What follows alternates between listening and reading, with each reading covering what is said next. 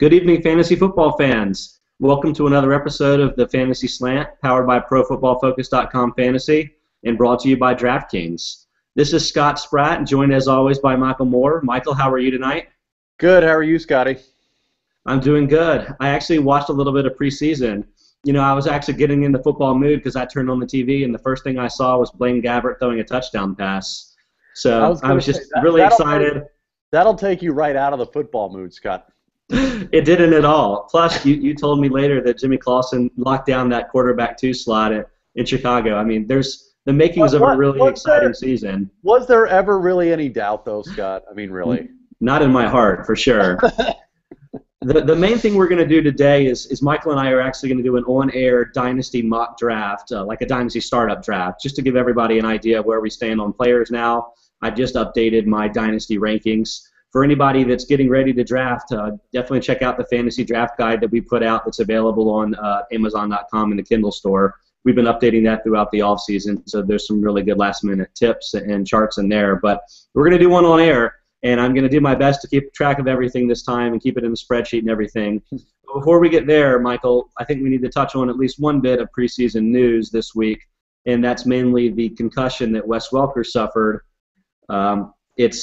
From what I've heard, it's the third in the last 12 months. It honestly seems like more than that, Michael. What does this do to Welker's value this year and in a dynasty sense as well? Well, for a dynasty perspective, honestly, his value wasn't that high, to me anyway, entering the season. I mean, he was already probably the, at best the third option there in Denver. So for me, this just confirms that he's just not an option going forward. I mean, more so, I think it just sort of expedites the Cody Latimer dynasty owners and what he can do. Now, interestingly enough, you still have Caldwell that's running ahead of him right now, but Latimer's fully expected to take that over, as long as Welker's out, I should say. So, for me, the biggest development is that maybe Latimer owners are going to see him a bit earlier than they thought. It's possible. In my mind, the player that benefits most from this in the short term is Emmanuel Sanders. You saw him have a very nice preseason game. Not that I put stock in that necessarily, but I just don't really think this accelerates a rookie's timetable, especially on that kind of precision offense. I think they'll wait for Latimer to develop, and you're right, guys like Caldwell can step in and fill the role in the meantime. They have enough talented players in front of them that it's fine.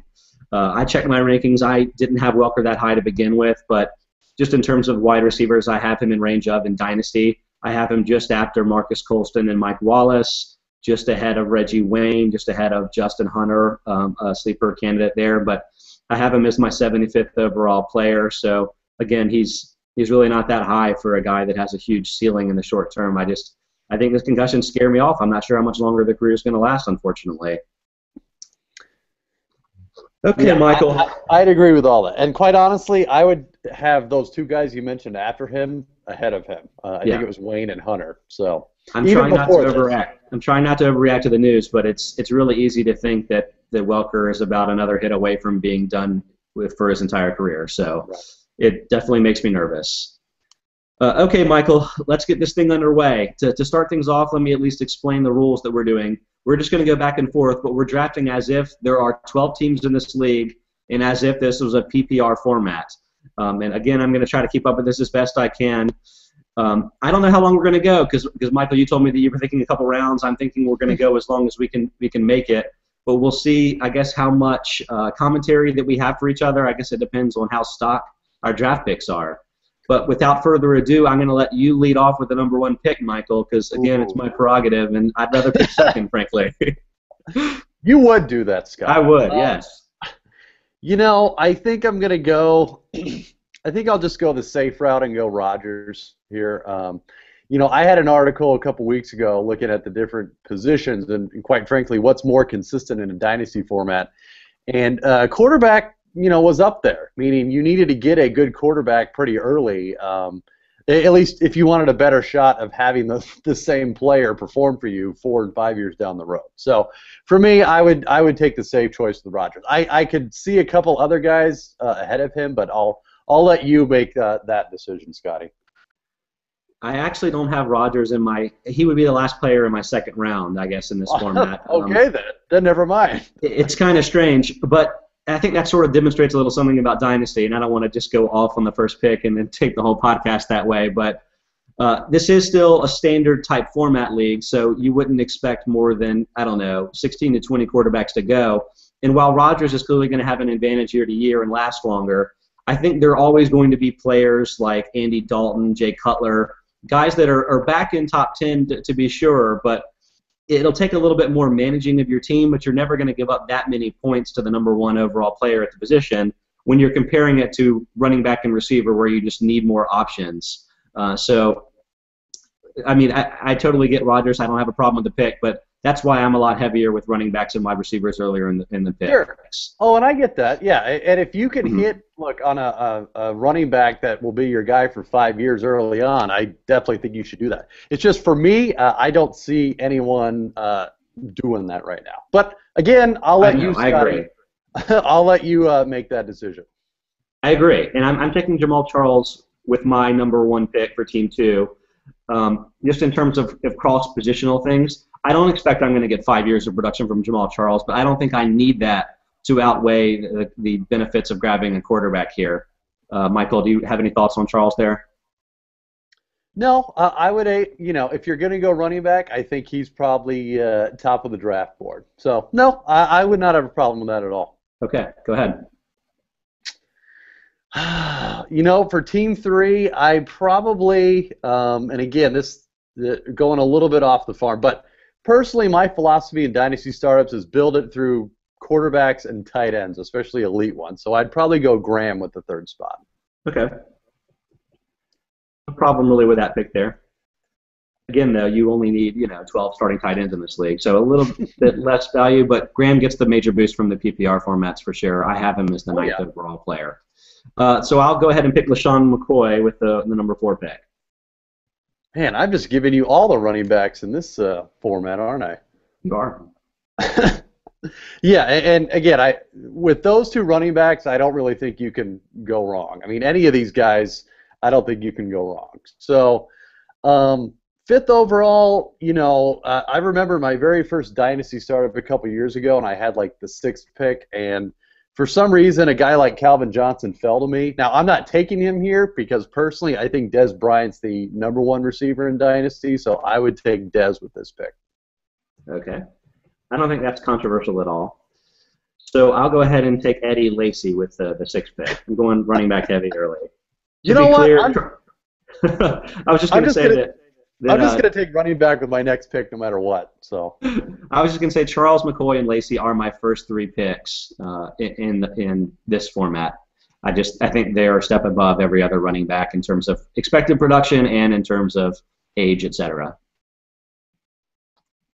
Sure, and I get that, and I think it really, like you sort of touched on before, depends on your mentality, right? So for me, running backs are a lot more replaceable. Now, obviously, these are very good running backs. It's not like these guys are going to go anywhere next year, but for me, yeah, running backs just in general, I think, scare the crap out of me regardless. So understand. Yeah. So 7. I'd probably go Calvin there. I'd probably go Calvin Johnson. I don't think you can do a whole lot better besides Dez, obviously, at the receiver position. And even though they brought in guys like Golden Tate and Ebron, Calvin Johnson's just in a league of his own. So I'd probably go Calvin there. I would too. That's a good pick. I'll take A.J. Green right after there. Probably doesn't have the upside of Calvin, but you would expect would have more years left. Yeah, and I'd agree with that. Yeah, he's definitely not a top. He doesn't have the top end talent like Calvin. I mean, Calvin's definitely got the higher ceiling. But look, AJ's done it every year in the league. I mean, you can't say it's a fluke. I mean, and you can't say it's the quarterback necessarily. So, yeah, I think long term that's not a bad pick at all, Mr. Scott. So, see now it starts getting a little tougher. I would probably keep on the receiver trend. I'd take Julio, I think, probably at that pick. Still very young. Also, just I think definitely one of those receivers in that top tier as far as dynasty goes. So I would have no problem with Julio at number 9 there. I'd really like to see a little bit more from Jones in a season. I really want him to have his breakout season. I'm expecting it to come, but I just want to see it before I take him ahead of some of the one or two other receivers here that I want. So Sure. I'm gonna lean for Demaryius Thomas here, and I do have a question for you about Thomas. When Peyton goes away, let's assume that that's in 3 years. What becomes of Thomas? Do we think he's shown enough that we're still accepting that he's a clear number one receiver, or does this go away for Thomas when Peyton goes away? Um, I think with Peyton, he has the capability to be the top receiver in fantasy. Quite honestly, I mean, I think that potential is there. When Peyton's not there, and just like we saw with with the ever famous Tim Tebow there, I think Thomas can still be a low end wide receiver one, but I think he's definitely low end, not a top 3 or 4 talent, just because we don't know what the quarterback situation will be after Peyton. But I still think he's very look at this spot. I think he's very worthy of that pick because look, you're going to get at least 3 years out of Peyton after this. And Demaryius is still and Demaryius is still a very good receiver despite that. So, yeah, I wouldn't have a problem with that. I think Thomas's talent still pushes him in that top level. Oh God, that means it's my turn. Okay. We do alternate. That's the format. Yeah. I do. Oof. Let me look. Now I have to start looking, Scott. Now I have to think. We've pretty much gone beyond the consensus. I think we might have some diverging sort of opinions from the rest of the way here. Yeah. Yeah, because it's just there's just a lot of stuff out there, Oh gosh, and I'm looking at lists. Ugh, probably not that. Oh, We have to institute a draft clock on this. I'm just saying. yeah. You know, I would probably. Oh God, I'll just keep the trend going. I'd probably go Alshon at that pick. Um, he showed me a lot last year. I wasn't quite sure if he had it, but last year, yeah, he showed me a lot. And I think, look, he's got some stability, meaning you're going to have Cutler around a while, you're going to have Trestman around a while. That is a pass happy offense, and I think Jeffrey is probably the number one now. So I'd probably go Jeffrey there, especially considering that you could probably get pretty good value in round 2 at some of the other positions. So I don't personally think Jeffrey is the number one there in terms of the pecking order. I still think Marshall is the guy, but I also think Jeffrey is a number one fantasy receiver at the same time. So I don't have an issue with that pick at all. I'll close out the first round. This is team number 12's pick with Giovanni Bernard. I think the upside is a little bit less than Eddie Lacy, but he's young. I think the management of his touches will be good for his long-term career, and I think he will be very productive as a receiver. So I think that he'll be competitive in a way that I think he has Jamal Charles-like ceiling, which obviously is really high. He's not going to have 300 touches, but I think he can be very productive in fantasy. Well, and just remember, Hugh Jackson's the offensive coordinator there now, and when he was in Oakland, I mean, he turned Darren McFadden into what we all thought Darren McFadden would be. So, yeah, I think Bernard's in very good hands there. Okay, round 1 recap. 12 teams have gone. This is, again, a PPR format. We've had 1 quarterback, 4 running backs, 6 wide receivers, and 1 tight end go. I think that would be a fairly typical balance there. I think you're going to get a few more wide receivers in dynasty formats in general because of the stability of the position. I think Rodgers is probably the first quarterback that's going to go in most dynasty formats as well because of the combination of elite demonstrated skill and because of his younger age than guys like Breeze and Manning. Jimmy Graham, I think, will go in the top 12 in every dynasty league as well. So I think that was fairly stock. Let's see if this goes a little bit differently. And you're on the clock with the second pick. Again, this is going to be the paired pick with Giovanni Bernard for team number 12. Oh, okay. So I'm going to pick. Okay, so we're alternating teams and picking for the other team. Wow. Yes, we are. That's a twist, Scotty. I did not see that. This is going to be tricky, but I'm going to do my best to keep you updated on who is on whose team. Well, no, I wrote it down too, so I can I'll follow along as well. So, ooh, man. So now, okay, that was a curveball, Scotty. Let's see. See, and I had a guy at receiver that I was thinking about, or at running back, I should say. You know, I'll probably just do that anyway. I would take Doug Martin here, I think. Um, I think Doug Martin is being a little undervalued just because, you know, he's coming back from a pretty serious injury that knocked him out for the rest of the season last year. And there was some question on what his usage was going to be. I mean, they flat out said he's not going to get 300 carries a year, but I still think Martin's very good to be a balanced guy. And look, if you pair a guy like Bernard and Martin, I think you got two guys that are going to be getting a lot of catches, especially for a PPR league. So I'd probably still go Martin there. I think that's a great pick. I have him one pick away, so I mean, that wasn't off by one there. I'm definitely bullish on Martin's chances to rebound. The one guy I have ahead of him, again, it's an older player, but I think the short-term production makes him a worthy pick here, and that's Adrian Peterson. That's going to be pairing with Alshon Jeffrey. You're all NFC North All-Stars. So. All right, you are back up. This is team number 10, going to be pairing with Demaryius Thomas. Man. Well, let's see here. Do I pull the trigger? Oh, man. All right, screw it. I'm going upside. I'd go Gronkowski at this point. Man, I think, you know what? I think what are we pick overall? 15th. I think that's pretty good value for Gronkowski in a dynasty league for all that he can do. I mean, don't get me wrong.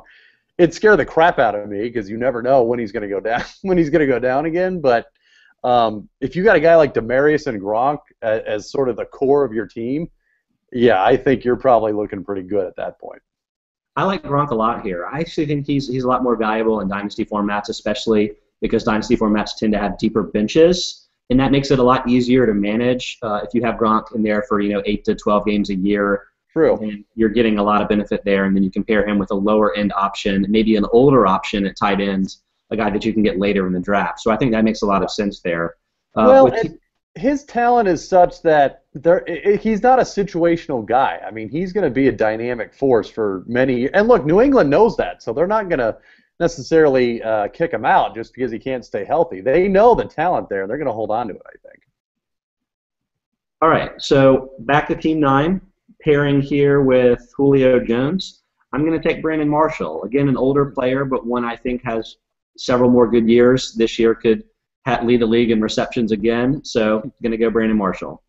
Well, and I like that because you sort of have a good mix, right? You got Julio, still a young guy, but then, like you said, you got Marshall with that immediate production. So, yeah, I always like to have a good mix on my dynasty teams. I never like to go all win now, and I also never like to go all promise just because it's too uncertain. So, yeah, I think having a good mix like that is probably ideal there. And for me, in the first few rounds of a dynasty draft, it's too early to start letting your previous picks determine how you make your next picks. I'm not going, Sure. Oh, I have Julio Jones, I better make sure I take a young player. Right. I'm not really worried about my window at this point. I'm just still trying to take the best assets just in a vacuum.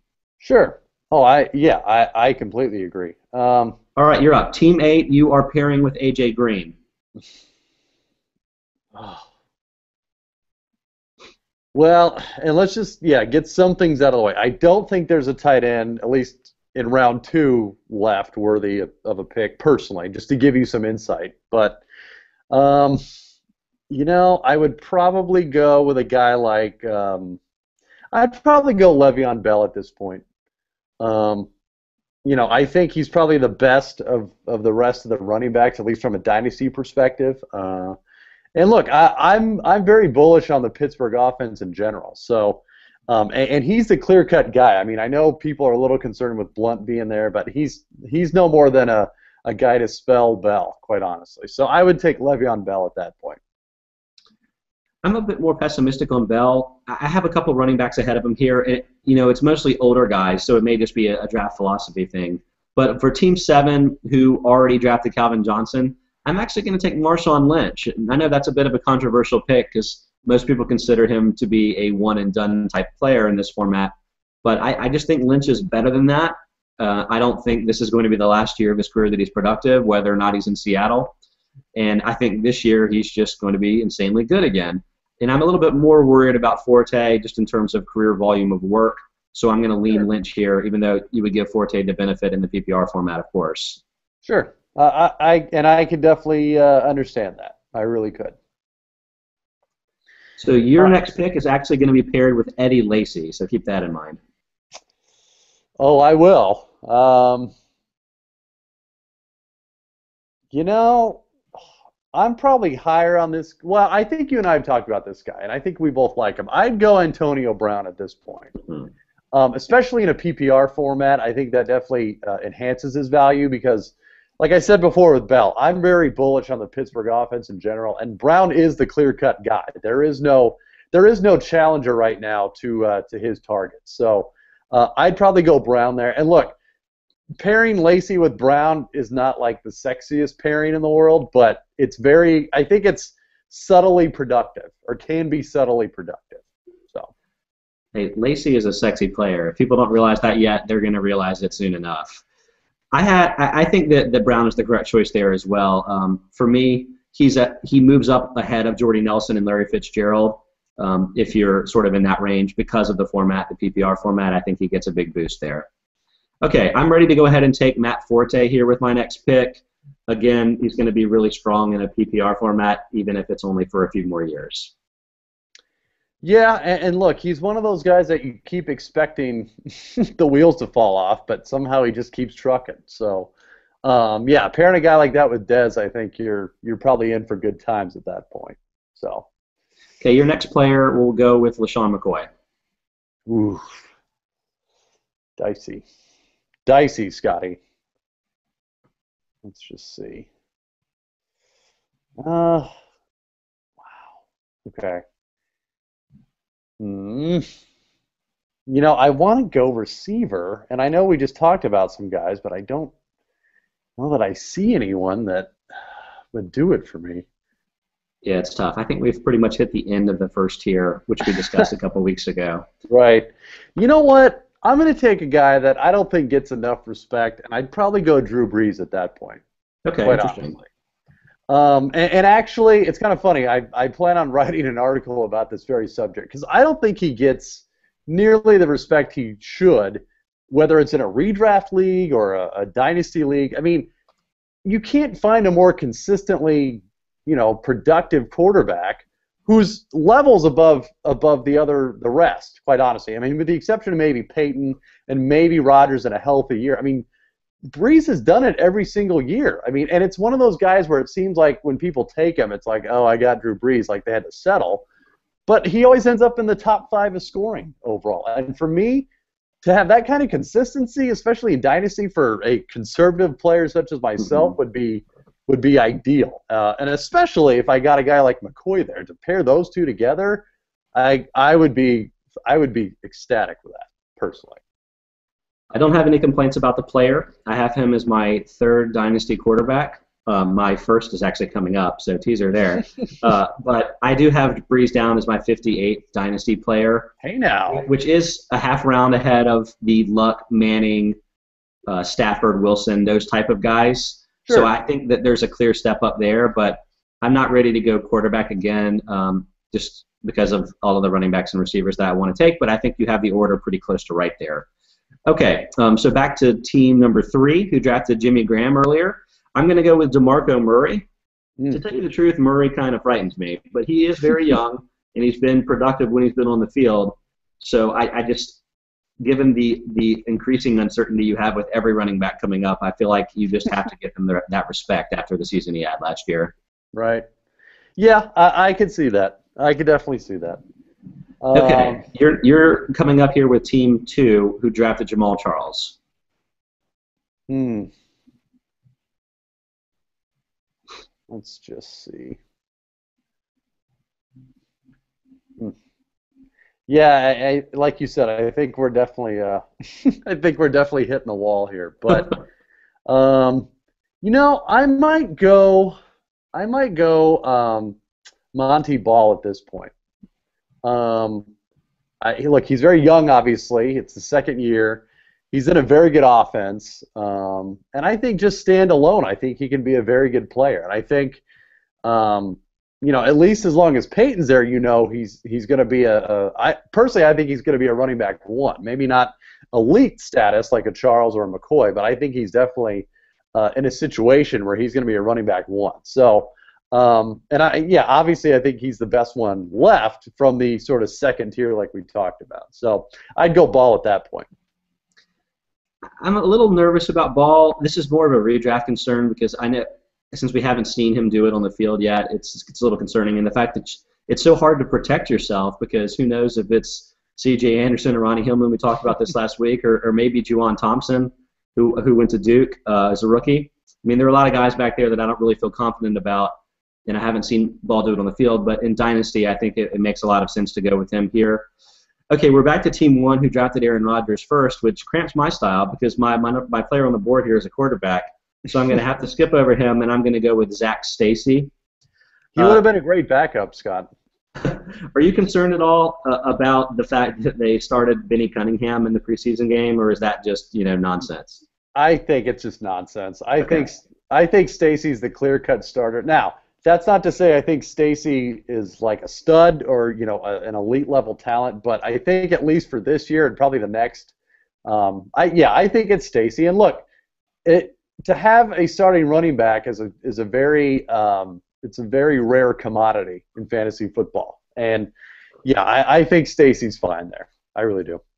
All right, we've wrapped around. We're starting round 3 now, and again, you're pairing this next player with Stacy and Aaron Rodgers.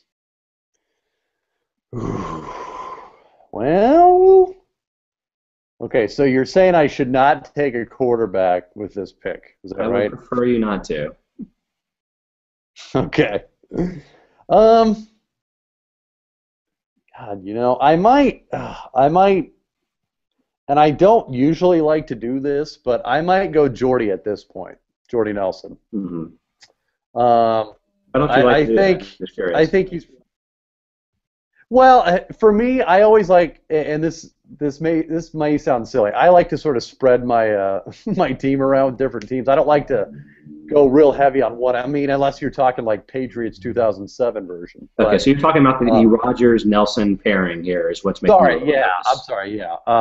But I think Rodgers, to me anyway, is clearly the next best receiver. And look, all that aside, he's in a very good offense. He's going to be there a while. He just, signed an extension. So, and I think at this point for me, I do start looking at my positions I've already got. I mean, it's not 100% why I would go receiver, but I just think Nelson's probably a better option than some of the other running backs out there. I agree, and I agree, and I think that Nelson is a step above a lot of the receivers that are coming up. So I think that's a great snag there. I'm heading back to Team 2 here, who's drafted Jamal Charles and Monte Ball so far, which gives me the opportunity to draft my number 1 quarterback on the board, who you can probably guess is Cam Newton. He's been a top 5 quarterback all 3 years of his career, and I don't really have any concern about him at all going forward. He's very young. I mean, of all the young guys, to me, he's the safest, and I know that's going to shock people that are in the Andrew Luck camp, but his production has been incredible, and I think he's got great upside because of the rushing ability and the size. You have a problem with that pick there, Michael? No, not at all. And I was going to mention, I don't understand. I don't understand the Andrew Luck, I guess, whatever you want to call it, bandwagon hype, whatever. I haven't seen anything yet to see. Okay, he's going to be a stud in Dynasty or Fantasy. Do I think he's going to be great in real life? Like, would you build a team around him? Yes, I concede that, but I don't know. It's just I remember when he was a rookie, there was some debate on, who would you take first quarterback in Dynasty, him or Rodgers? And I just never saw it. And in the 2 years he's played, I still don't see it. I mean, am I crazy? I mean, am I off base there? I don't know. It's weird. I have the complete opposite perspective in that I think that he's demonstrated a lot more than I expected from a fantasy sense, mainly because of the rushing. He's been adding basically 400 yards and several touchdowns a year on the ground that, frankly, I just didn't expect. And two, that they've just thrown the ball a tremendous amount in Indianapolis, and maybe that has something to do with their sort of swings and misses at the running back position. And if Richardson doesn't really turn out, then that could continue to be an issue. But I've been a little bit underwhelmed with him in a real sense.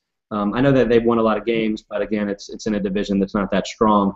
I feel like he hasn't really stepped up to become of the class of the Breezes, Mannings, Brady's, etc., the way that some people think he has. But I don't really have a lot of concerns about his fantasy value. I just don't see him in the class of Cam Newton because I don't think the 800 yards and 8 touchdowns on the ground upside exists. Oh, I agree. No, and yeah, I agree. I think Cam is continuously one of the most undervalued quarterbacks, whether it's redraft or dynasty formats. I mean, people just need to realize he's really good, and they need to get over it. Okay, we've spent enough time there, and we'll come back to luck if we get that far anyway. But Team 3 is up with you on the clock. DeMarco Murray and Jimmy Graham are on the team. Oof. I might go. I think I would go with Michael Floyd at this point. I'm looking at the receivers, and for me, he's sort of the best of what's available amongst that sort of tier this next tier we're in. He's obviously very young.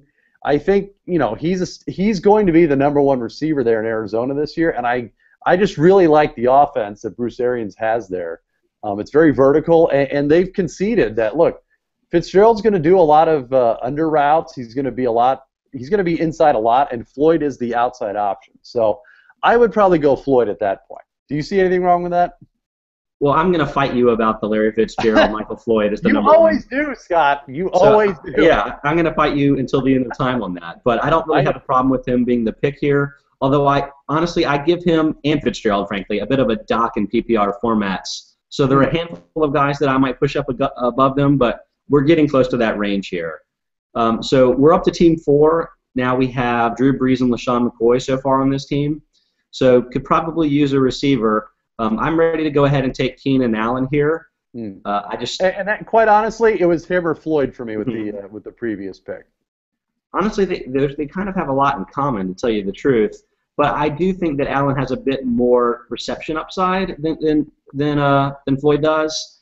Whereas I think Floyd is more of a perennial wide receiver too. I think that Allen could have a Reggie Wayne-esque career, depending on how well Phillip Rivers continues to play. So I think there's just a little bit more upside there with Allen. Sure, and I do not have a problem with that whatsoever. All right, Team 5, Matt Forte and Dez Bryant. Now we're getting to the nitty-gritty, Scotty.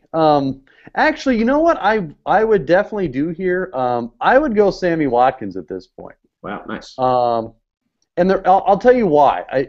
If it were a team like some of the teams we mentioned before where you didn't have a receiver yet, I would not take Watkins because I don't think he's quite wide receiver 1 level yet.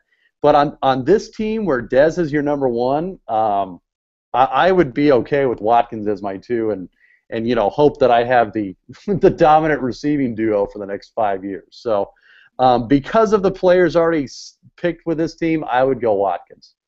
Is that crazy, Scott? Is that crazy? Tell me I'm crazy. It's a little crazy. There are a couple of wide receivers that I think are pretty much no-brainers to take ahead of Watkins here. Okay. Guys like Randall Cobb, especially in the PPR format, Cordero Patterson. I'm a little less concerned about the size. So I think that those 2 players are sort of locks in my mind ahead of Watkins. And I actually have several other receivers coming ahead of them too, but those are ones that I think are arguable.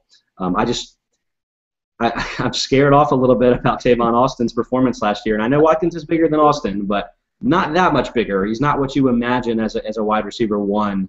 And so I'm scared a little bit. Sure, and look, I understand that concern, and look, an even bigger concern for me is who's going to give him the ball, because quite frankly, E.J. Manuel is not the long-term solution there. So, but with Dez being your number 1 on a team like this, I think you can afford, to wait and hopefully hit on that potential with that. So I'm up to Team 6 here, who had already drafted Eddie Lacy and Antonio Brown, and I'm going to draft the aforementioned Cobb. Really the only Packers receiver in my mind that has a 100-catch upside. Health has been a concern, but I think the PPR format gives him a definite boost in value here ahead of some other guys I would have in standard leagues. I think we've talked about him a little bit already, but what do you think about Cobb there?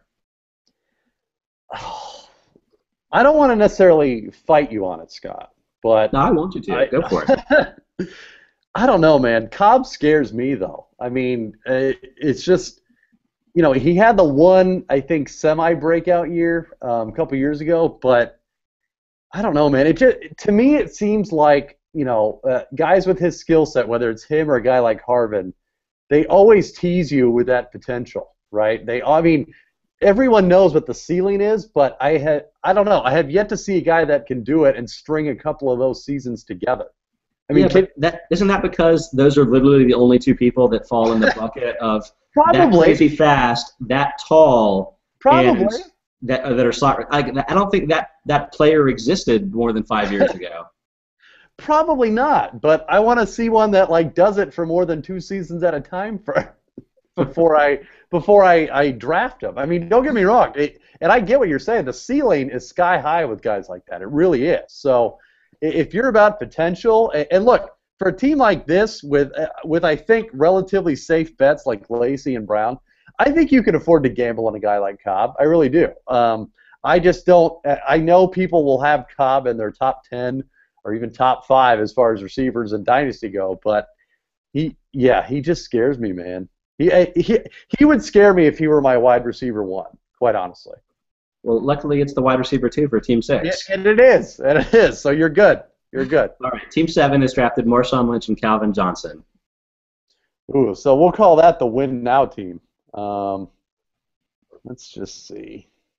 There are some nice win now options available if you're ready to make those sort of calls. I was going to say. Actually, in this spot, I might go C.J. Spiller. I think, and talk about like the ultimate tease, right? Like every year they keep saying, no, it's going to revolve around C.J. Spiller. And we all remember his 6 yards per carry season a couple years ago. But I just think there's too much talent there. And look, I think finally Buffalo surrounded him with a little more talent with guys like Watkins and guy like Woods, who they drafted last year. And look, they traded for Mike Williams as well. I mean, they've got some receivers to sort of draw attention away. So I might go Spiller there. What do you think, Scott? I'm waiting for your approval on one of my picks, Scott. I give it to you here for Spiller. I think people they're reacting to the bad fantasy season, but Spiller actually had a very successful year in terms of actual production and production by rate. I think if you look back, you'd be pretty impressed. I'm a little worried that Buffalo will continue to use maybe even 3 rushers because I'm a big Bryce Brown fan, but that's something that you can protect yourself from a little bit. And I think that Spiller's upside is such that I'm totally fine with him as a pick here. Just don't expect 300 touches, but you never should have expected it in the first place, no matter what their coaches said last year. So, right, and look, if he's are right, you're fine. And if he's averaging 5 yards a carry, all you need is 200, Scott. I suppose that's true. I'm on Team 8 here, who drafted Le'Veon Bell and A.J. Green already. I'm going to go a little older here again with Arian Foster, but somebody that I think is going to bounce back really nicely this year and I think has a lot of PPR upside, is going to catch the ball a lot. I like a lot of Texans this year. Maybe I think they're going to be better than other people do, but for me, Foster is clearly a running back 1 if he's healthy, and there's nobody really even close to that left on the board. Yeah, I can't really argue with that. I mean, Foster's ceiling is very high as well. And look, we're talking about 3rd round here, so to get a guy like that in the 3rd round, who potentially still could be a running back 1 if he stays healthy, I think that's a very good value for that. Okay, Team 9 is up. 2 wide receivers taken so far, Julio Jones and Brandon Marshall. Oof, yeah. So what I'm probably looking at. I've got a couple options, but at the end of the day, I would probably go Andre Ellington at this point. To me, I mean, I think there's a couple good options at running back, quite honestly, but he has a good combination for me of, he's got a lot of tread left on the tires, even though he's 25, but he is going to be the bell cow in what I think is going to be at least an above-average offense. So to pair that with guys like Julio and Marshall, I'm completely okay with. What do you think? I like it, and I definitely think the PPR upside is there.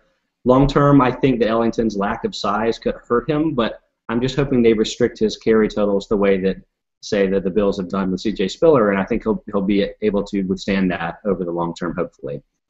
All right, Team 10 so far has drafted Demaryius Thomas and Rob Gronkowski, and I think I'm ready to make this the ultimate boomer bust team in terms of health, and I'm going to draft Shane Vereen. No! Oh, no. He's a guy that obviously benefits tremendously from the format, but in my mind is really the only safe, and maybe you can hit me over the head for saying that, Patriots running back. Is 100 receptions as like a potential option for him this year? I think so if he's healthy. He was clearly on pace for that last year, other than the fact that he missed, the first 8 or whatever weeks of the year on the short-term IR list. Are you thinking I'm crazy here? No, actually, I truly was debating him or Ellington with my last pick. Okay, nice. Yeah, I think in a PPR league, he's awesome. I mean, there's no other way to put it. And yeah, and I don't know if you, I know you didn't see, Scott, but there was a play on Saturday that it was just a bubble route to Vereen, and Brady hit him, and he just went down the sideline for about 30 yards and scored the touchdown. And it just looked really, really easy, which if you're a Vereen owner is very, very encouraging. And look, the bright side is, with Gronkowski, if Gronkowski goes down, great. You've got his backup option as far as receptions go. So, yeah, I would be very okay with that. I really would. Have you heard the kerfuffle on how the Patriots are considering cutting Stevan Ridley, or is that something that's just imaginary? With Bill Belichick, you never know. That's part of the fun, I think, with him, right? I mean, do I think he's the kind of guy that would cut a guy just to make a statement? Absolutely. I really do. And I could see it. I'm not saying I agree with it, but can I see Belichick pulling a very Belichickian move and cutting him just to make a point? Yeah, I definitely could. I was thinking about it. I kind of think that would be great news for Ridley's long-term value. He just needs to go somewhere else where his coach is not an insane person. And quite honestly, and I think we talked about this last week, I completely agree. I think if he's on any other team in the NFL, we're not talking about his fumble issues, because it's not an issue. Because even if he did fumble, I think he would be head and shoulders above a lot of other starting running backs out there, and it wouldn't be a problem. But you've got a guy like Belichick who, it's a very Belichickian move to do something like that. Yeah, I was trying to think. I feel like the Falcons would love to have Shane Stevan Ridley for free if that was an option for them. But you know what? We'll wait and see if that actually happens. Probably not. Probably okay, not. You're up with Team 11 here, who has already drafted Adrian Peterson and Alshon Jeffrey. Ooh. Do I stay in the the NFC North, Scotty? Probably not. Oh, man. I don't really want to do that, so I'm going to look at some other things. Let's see. I might go... I would probably... Well, I don't want to do that. And this is going to be one of those picks that I think you have him ranked like 80th, but for me, I would probably go Julius Thomas at this pick. I don't have him ranked 80th at all. I have him ranked 39th, so there's basically there just 5 guys left ahead of him on my board here. All right. Yeah, I was looking, quite honestly, at the running backs and receivers left, and to me, I just didn't see anything that really stuck out. So to get a guy like Thomas, who, I don't really understand those that put a guy like Jordan Cameron ahead of Julius Thomas, especially being in the Denver offense right now. So, yeah, I would put Julius Thomas there, and if I had a starting lineup of Thomas, Peterson, and Jeffrey, I think I'd be pretty happy with that. Did you say that you've seen people take Jordan Cameron and have Julius Thomas? Yeah, I have. That's insane. I feel like after Thomas, there's a 5+ round gap before you can even think about another tight end. That makes no sense. But, Scott, that's why you and I are the experts, Scott. Okay? I suppose so. Okay, last pick of the 3rd round here. Team 12 has already taken a pair of running backs in Giovanni Bernard and Doug Martin, which works out well in my mind because the next player I want to take is a wide receiver, and that's Cordero Patterson. Mm-hmm. Again, I've sort of expressed to you why I'm a little less concerned about him, given his size plus the speed combo. I actually think he gets a boost in PPR formats. Last year he had a very low average depth of target. I think he's going to get the ball a lot around the line of scrimmage. and then can run with his after the catch ability and make some stuff happen. So I like him there. I think he's a pretty good value. Can we rename that team the ultimate boomer bust team, Scott? Not in terms of health, but I see what you mean. Yes. All right. Okay, I think we're going to go a little long tonight because I want to go ahead and definitely get the fourth round in, but then maybe we can stop after that. But that'll give us a good starting place. To recap, through 3 rounds, we've had 3 quarterbacks taken, 3 tight ends taken, and then 16 running backs and 14 receivers. I'm a little bit surprised that we're skewing that running back heavy against receivers, given that it's a PPR format, but I think that tells you a lot about the something of indifference that we have between a lot of the wide receivers in the quote-unquote wide receiver 2 range, which lasts like 25 players. So I think that's why the running backs have been heavy so far. Again, it feels like a fairly typical mix in my mind. All right, you are up, and again, you're going with the Giovanni Bernard, Doug Martin, and Cordero Patterson team here. All right, so I need a boomer bust candidate. Boy, I could go boomer bust with a couple guys here, but well, you know what? Screw it. I will go boomer bust. I'll probably go Percy Harvin at this point. Wow. Okay. That is seriously. Huh? So that is seriously boomer bust.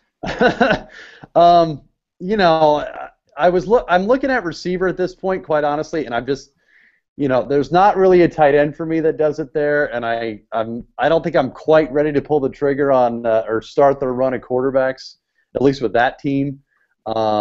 So I would go Harvin there. I mean, like you said, he's sort of like Cobb for me, which I feel a little better picking a guy like that, a couple picks later, but I think the ceiling's there, and look, hopefully he's healthy this year, and if he is, I think he's in line to get a lot of catches, quite honestly. I think they're going to try to find ways to use him that they didn't use anyone in that offense before last year. So that would be my pick for that.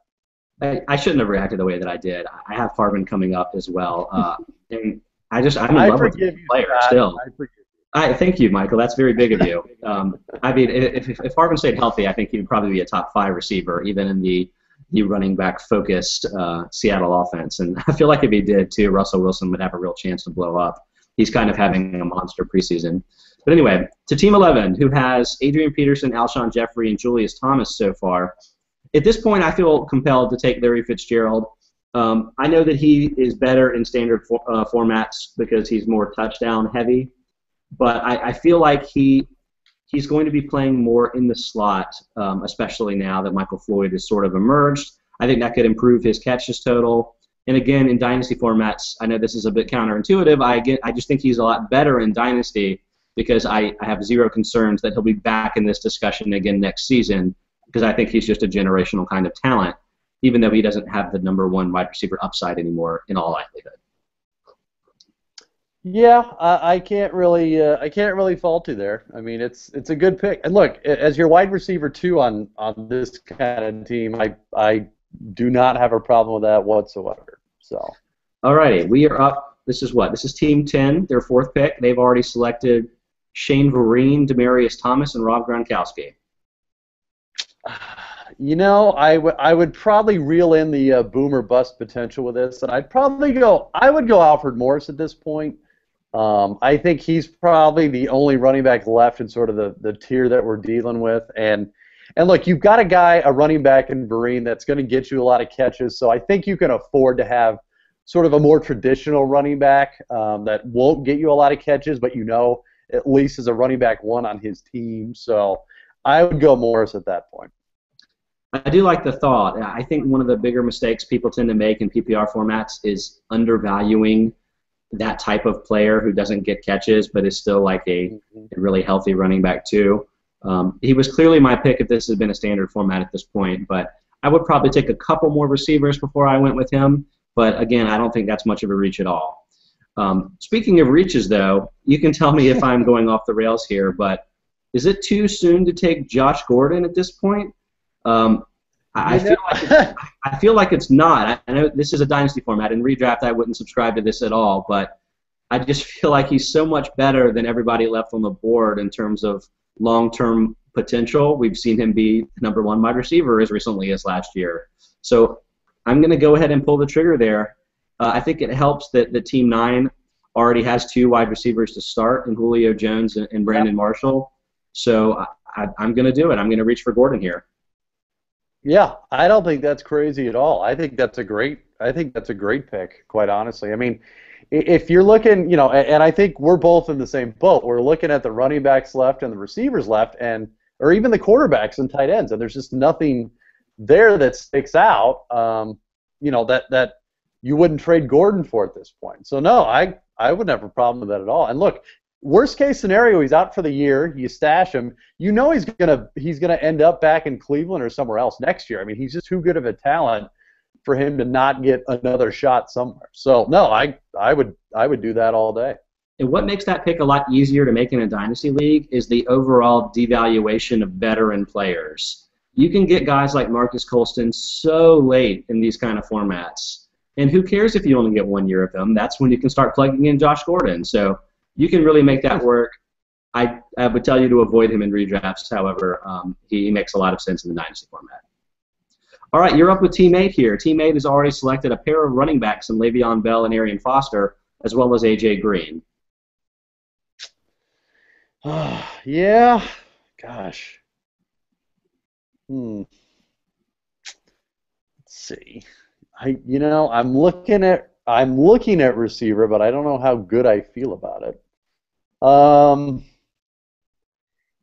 I think with the roster as it's currently built, I might go Victor Cruz at this point. I still think Cruz has some talent, and he's still relatively young. I think. I mean, he's 27. He's not spry by any means, but he's still the wide receiver 1 on a team that figures to be passing it a lot, and also, quite honestly, figures to probably be behind a lot this year. And look, you got A.J. Green. I thought you loved Eli Manning. I don't understand where that opinion came from. You know me. Anyone that listens knows my infatuation with him. But look, I still think Cruz by himself is a very good receiver. And look, to pair him with a guy like A.J. Green, I think would be fine. So I think Cruz is a safe choice there. And look, whatever happens with Manning, if he completely falls off a cliff or comes back, you're going to get better production, I think, next year. So that would be my pick, Scotty.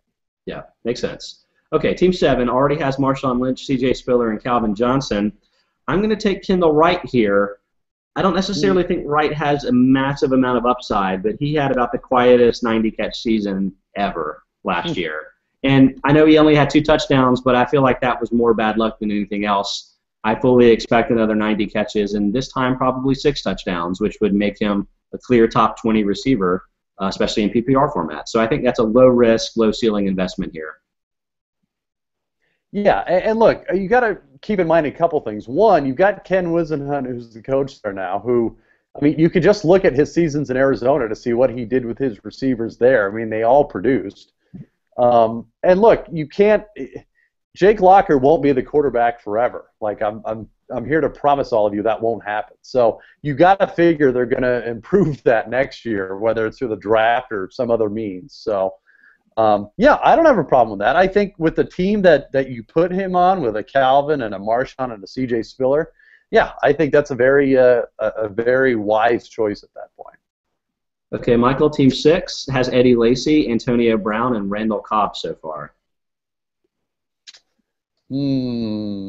Well, so I might be looking running back, which means good luck. Gosh. Thank you. I got 2 guys in mind, but I'm going to pull the trigger on one. I would probably go Ryan Matthews at that point. I'm probably a little more bullish on Ryan Matthews than a lot of other people. I think, look, and honestly, before last season, I was not very high on him. But I think, to me, he proved last year that he could be a running back 1. He's never going to be a guy that gets 300 carries, and I don't think people need to expect that. But I think he's in a very good offense, and I think he's the clear-cut number 1 and still has some PPR potential there, quite honestly. So, I was deciding between him and another guy who I won't say, Scott, because I don't want you to take him. But, Snipe him, yeah. Yeah, I would – wait, who? Nothing. So this is a bit of a Oh. controversial opinion, but I think that Matthews gets docked severely in PPR formats. I Hmm. recall Matthews having a lot of catches earlier in his career, but I think they've sort of specialized there, and I think that's what Woodhead's going to be doing. So I'm not sure Matthews is going to catch more than 20 to 25 balls this year, even though he's clearly the primary of the three running backs. Again, I don't really think this is a bad spot to look at him there, but I definitely do not think he's helped by the format. Hmm. Okay, I'm going to take another guy that maybe the upside again isn't there, but I'm hoping the PPR goodness will continue, and that's Pierre Garcon. Garcon Hmm. actually Yeah. led the league in receptions last year, which people probably don't realize. I don't think that total is going to decrease dramatically because of the introduction of Deshaun Jackson, who I do think is a better player, but I think it's just going to make Garcon's life a little bit easier to actually have a complementary weapon. And again, Griffin has had more trouble with the deep accuracy and the willingness to throw the ball deep. So I'm less concerned about the quarterback there from Garcon's perspective compared to that of Deshaun Jackson's perspective. Yeah, I can't really argue with that. Yeah, he's another guy that, like you said, very quietly led the league in receptions last year. Mhm. So can't really go wrong with that one. Yes. So you're up again. Here we have Team 4 with Drew Brees, LaShawn McCoy, and Keenan Allen so far. Well, and I know I'm going to hear it from you on this one, Scotty, but I would probably go Crabtree at this point, with it being a PPR format. I think, like we talked about, I still don't see any running backs right at this spot that really catch my eye, and we're sort of now getting to your second level position guys. So to have a guy like Crabtree, who look, he's certainly not a sexy pick, but to pair him with a guy like Allen, I'm okay with it, quite honestly. And look, you're not relying on Crabtree on a team like this. You're relying on the McCoys and the Brees of the world. So, if Crabtree is sort of like your fourth best offensive player, I think you're probably okay. I don't have a huge problem with it. I think a lot of the wide receivers that you'd be tempted to take ahead of him in this range make less sense in this format. I think guys like T.Y. Hilton, Deshaun Jackson, Vincent Jackson, those guys all get downgraded because of the format. I don't think Crabtree's Mhm. necessarily upgraded because of the format, but he's not downgraded the way those other guys are. So I don't have a Right. huge problem there, although there is a player that I would definitely take ahead of him who I'm going to take here, and that's my boyfriend DeAndre Hopkins. I love Hopkins. I understand that you probably have a couple of more years of Andre Johnson goodness. I just don't think that's going to inhibit Hopkins from breaking out as a top 20 wide receiver, and I expect big things from him over the course of his career. He's got number one wide receiver upside. Yeah, no, and just like we've talked about before, I mean, he very quietly had a very good rookie season last year, seemingly under the radar, and that was despite Andre Johnson still being Andre Johnson. So, Yeah. and that was despite also the quarterback crap combo of Matt Schaub and Case Keenum and T.J. Yates and whoever else they threw out there. So, yeah, I think the potential with Hopkins is very high, very high. So. All right, down to the last two picks of round four. First up, it's you. You have Cam Newton, Jamal Charles, and Monte Ball so far. Could probably use a wide receiver here. Probably, but the question is who, Scotty? Yeah, there Who may do not I be take? anybody worth taking. I know. That's what I'm looking at. Man. Yeah, there's kind of not. You know, I'll go with another guy who I don't think gets enough respect, quite honestly, and I'd go Torrey Smith at this point. Um, I'm looking at the receivers. And don't get me wrong, there's a couple of guys I could go with that I'd be okay with, but look, I'm a Torrey Smith fan. He's the number one receiver in that offense, which to me has some value. And look, with Gary Kubiak there, and not to compare Torrey Smith to Andre Johnson, but Gary Kubiak made very good use of using, pretty much one receiver in his offense, and Torrey Smith would be that guy. So, and he's still very young. And look, he's another guy that had, I think, a quietly good season last year. So, if you were to pair him with a team of Charles, Ball, and Newton, I think I could get by with that. I've seen that. I've seen that sort of analysis before too, because Smith had a sneaky amount of receptions last year, and we've seen him just rattle off some deep touchdowns before. So you're like, okay, last year he had all the receptions. If he had had more touchdowns the way you would expect, that would obviously make him a top 15 receiver. The reason I don't think that's going to happen is I think that Smith benefited from the absence of Dennis Pitta and of other real options. I think Pitta's return to the team. I think the hopefully return of the running game to at least a certain extent, and even the addition of Steve Smith. I think all of that's potentially eating into Torrey Smith's reception totals. I wouldn't be shocked if he goes back down to 70 catches, even as the wide receiver one on the team. And so I think the touchdowns probably will come back up, but I think that's going to be offset a little bit here. Hard to argue with it, though, in this range because of the lack of other clear options, but I would probably go with some older receivers there personally. Anyway, down to the last pick. This is Team 1, who's drafted Aaron Rodgers, Zach Stacy, and Jordy Nelson so far. And I'm ready to go back to another running back here. I'm going to take Reggie Bush. People, I think, are all psyched about the values of Joyke Bell, and I agree. I think he's a very valuable running back and one that you can get late. But I just think Reggie Bush is so good. I think people forget that, probably because they're just annoyed at the attention that he's gotten throughout his career. But he's a great player. He is also a player that benefits from the PPR format because he's just really deadly with the ball in his hands and gets the ball thrown to him a lot. So I think he's going to be very good this year and could have a couple more strong years. Yeah, I don't have a problem with that. Especially, yeah, like you said, in a PPR format, he's got running back one potential. I'm not calling it, but he could get there with the right season though. Okay, we pretty much crossed the hour mark just now, so I think we should wrap it up after those 4 rounds. That was a lot of fun, Michael. The end tallies are 3 quarterbacks, 19 running backs, 23 wide receivers, and 3 tight ends, which I think is a fairly standard mix for a PPR dynasty format. In my mind, the quarterback run really starts happening in the 60s. So we were getting to be there maybe within another 1 or 2 rounds is when the quarterbacks were going to really start coming off the board. And in my mind, the tight ends you need to wait even longer because I don't think the separation exists after those big 3 guys. Right. But do you have any final thoughts about the draft? Do you feel like we did a good job? Do you have some overall words of wisdom for dynasty drafters over the next week? No. Okay, I'll speak for you. Yes, we did a good job. Good job, right. Michael. Right. Everybody that's drafting over the next week, I hope you all have a great time and have great success. Again, check out our site, check out our draft guide. I just updated my dynasty rankings there, so if you need some up-to-the-minute dynasty advice there, check it out there.